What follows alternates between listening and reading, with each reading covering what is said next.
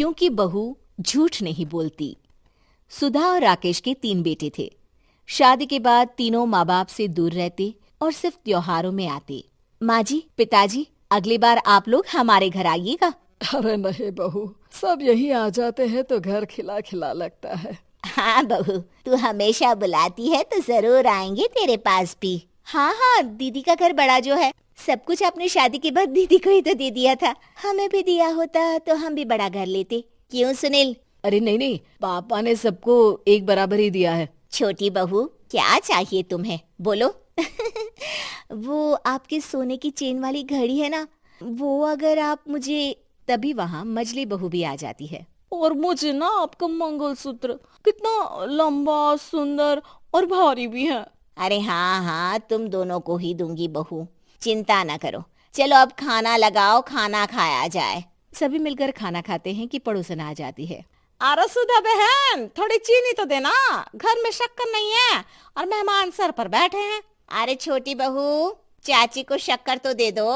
अरे मजली दीदी, आप दे दीजिए ना, मैं यहाँ कम आती हूँ तो मुझे पता ही नहीं है कि सासू माँ सारी चीजें कहाँ रखती है। और तुम, मैं कौन सा यहाँ रोज शक्कर फाँकने के लिए आती हूँ, मुझे भी नहीं है पता। तभी बड़ी बहू हाथ में चीनी की कटोरी लेकर आती है। चाची, शक्कर आप लोगों का बड़ा सहारा है माँ जी और पिताजी को, वरना हम लोग तो यहाँ रहते ही नहीं। आप जैसे पड़ोसी हैं तो हम निश्चिंत है। और जीती रहे बहू, अब तो ये घर पड़ोस कम परिवार ज्यादा लगता है। सुधा अपनी बड़ी बहू को देखकर बहुत खुश रहा करती थी। वो उससे अक्सर घंटों बात भी किया करती, लेकिन दोनों दूसरी बहुओं का भी वो समझती थी कि शायद छोटी है, वक्त आने पर संभल जाएंगी। समय आ जाता है जब सभी को वापस जाना होता है।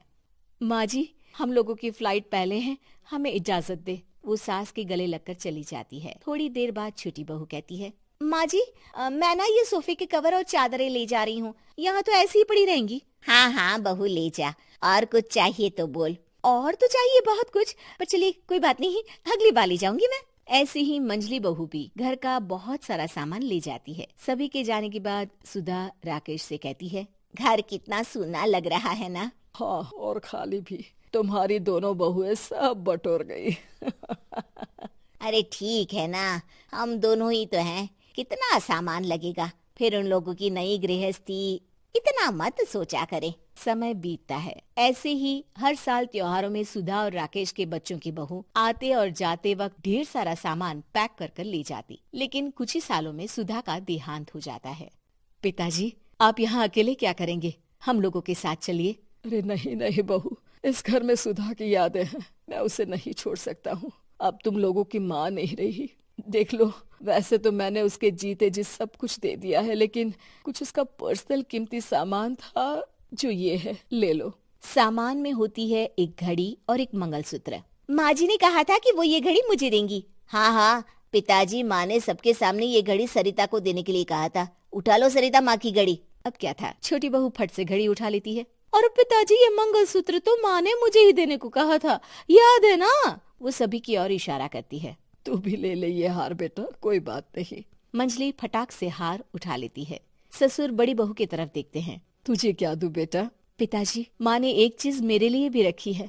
सभी के कान खड़े हो जाते हैं कि आखिर सास ने क्या रखा होगा बड़ी के लिए। अरे माँ जी तो दीदी से प्यार भी ज्यादा ही करती थी, हमेशा उनसे बात किया करती। जरूर कोई बड़ी और अपनी प्रिय चीज दी होगी दीदी को।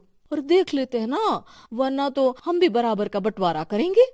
हाँ हाँ, कर लेना बंटवारा। लेकिन बड़ी बहू, बताओ तो, सुधा ने क्या रखा है तुम्हारे लिए? अभी तो हम लोग यही हैं पापा जी, जब जाने लगेंगे तो बता दूंगी। बड़ी बहू के मुंह से ये बात सुनकर बाकी 2 बहुएं सोचने लगती हैं कि आखिर क्या है जो दीदी को सासू माँ देकर गई है। दीदी, ऐसा तो नहीं ना कि पूरे घर का आधा हिस्सा माँ बड़ी भाभी को देकर गई हो? तभी वहाँ ससुर आ जाते हैं। नहीं नहीं, ऐसा कुछ नहीं है। मकान तो तुम तीनों का बराबर से है। देखो, बड़ी बहू से तुम्हारी सास ज्यादा जुड़ी थी, न जाने क्यों घंटों बात किया करती थी। पता नहीं क्या देकर गई है उसे। और ससुर जी, आपको क्या पता, चालाकी से पूरे घर के पेपर में साइन करवा लिए हो, या फिर कोई छुपा गहना। आखिर मकान पूरा तो आपने सासू माँ के नाम ही कर रखा था ना। अब घर में ये सस्पेंस बन जाता है कि आखिर बड़ी बहू क्या लेकर जाएगी। फिर वो दिन भी आ जाता है जब बड़ी बहू के जाने का समय हो जाता है। बेटा, परसों तुम चली जाओगी, बताया नहीं, माँ ने तुम्हें क्या दिया?